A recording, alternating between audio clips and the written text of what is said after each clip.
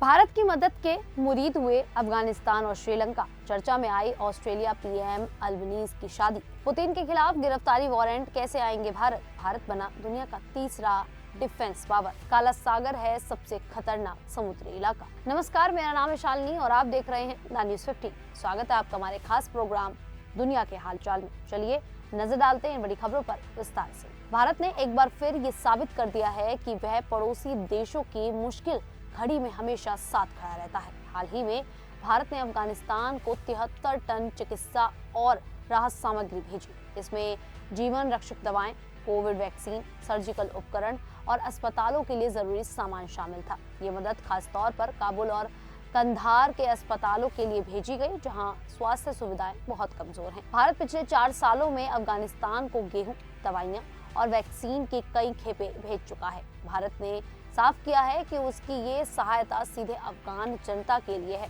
किसी राजनीतिक समूह के लिए नहीं। श्रीलंका में भारी बारिश और बाढ़ से स्थिति बहुत खराब हो गई है। कई जगह घर नष्ट हो गए, सड़कें टूट गईं और हजारों लोग बेघर हो गए। ऐसी स्थिति में भारत ने तुरंत मदद भेजी। भारतीय वायुसेना का C-130J विमान 15 टन राहत सामग्री लेकर कोलंबो पहुंचा, जिसमें टेंट, कंबल, हाइजीन किट, पानी शुद्ध करने की गोलियां और सोलर लैंप शामिल थे। इन सामग्रियों को श्रीलंका के राष्ट्रीय आपदा प्रबंधन केंद्र को सौंप दिया गया। विदेश मंत्रालय ने कहा कि भारत हमेशा अपने पड़ोसियों के दुख सुख में साथ रहता है। ये दोनों राहत अभियान भारत की नेबरहुड फर्स्ट नीति और उसकी मानवीय प्रतिबद्धता को मजबूत तरीके से दिखाते हैं। इससे भारत की सॉफ्ट पावर और भरोसेमंद पड़ोसी की छवि और मजबूत हुई है। तो वहीं ऑस्ट्रेलिया के प्रधानमंत्री एंथनी अल्बनीज ने अपने कार्यकाल के दौरान विवाह किया है। ये शादी ऑस्ट्रेलिया में इसलिए भी खास मानी जा रही है क्योंकि देश के इतिहास में ये पहली बार हुआ है। 62 वर्षीय अल्बनीज ने अपने लंबे समय से साथी रही 46 वर्षीय जोडी हैडन से कैनबरा स्थित अपने सरकारी निवास द लोडजी के गार्डन में एक निजी लेकिन खूबसूरत समारोह में शादी की। समारोह में सिर्फ परिवार और कुछ करीबी दोस्त मौजूद थे। अल्बनीज ने सोशल मीडिया पर एक छोटा वीडियो साझा करते हुए सिर्फ एक शब्द लिखा, मैरिड। वीडियो में वे बाउ टाई पहने दिखे और उनकी दुल्हन जोडी हैडन सफेद लंबी ड्रेस में बेहद खूबसूरत नजर आई, खुश नजर आई। दोनों के चारों कन्फेटी गिर रही थी और माहौल बेहद भावुक था। अल्बनीज ने जोडी को पिछले साल 14 फरवरी यानी कि वैलेंटाइन डे पर प्रपोज किया था। जोडी लंबे समय से प्रधानमंत्री के साथ रही और 2022 के चुनाव अभियान में भी उन्होंने पूरा उनका साथ दिया। दोनों की जोड़ी को जनता ने हमेशा पसंद किया है। शादी के बाद दोनों सोमवार से शुक्रवार तक हनीमून पर रहेंगे, जिसका खर्च उन्होंने खुद वहन किया है।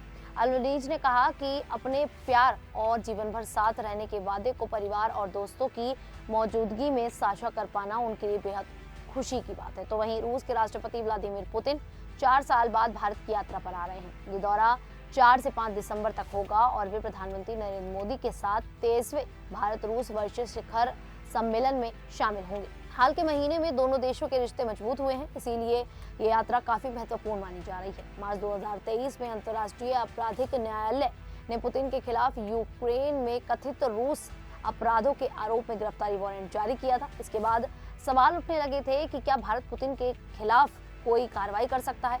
इसका सीधा जवाब है नहीं, क्योंकि भारत ICC का सदस्य नहीं है और उसने इसकी संधि पर हस्ताक्षर भी नहीं किए हैं। इसीलिए भारत पर इस वारंट को लागू करने या उन्हें हिरासत में लेने की कोई कानूनी बाध्यता नहीं है। रूस भी ICC के अधिकार क्षेत्र को नहीं मानता। भारत ने पहले भी ICC अभियुक्त नेताओं की मेजबानी की है, जैसे 2015 में सूडान के राष्ट्रपति ओमर अल बशीर।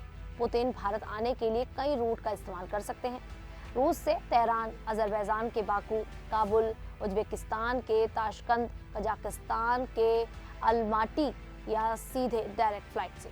उनकी यात्रा भारत रूस संबंधों को और मजबूत बनाने की दिशा में अहम कदम मानी जा रही है। तो वहीं ऑस्ट्रेलिया के लॉवी इंस्टीट्यूट द्वारा जारी एशिया पावर इंडेक्स 2025 में भारत को फिर से एशिया की प्रमुख शक्ति का दर्जा मिला है।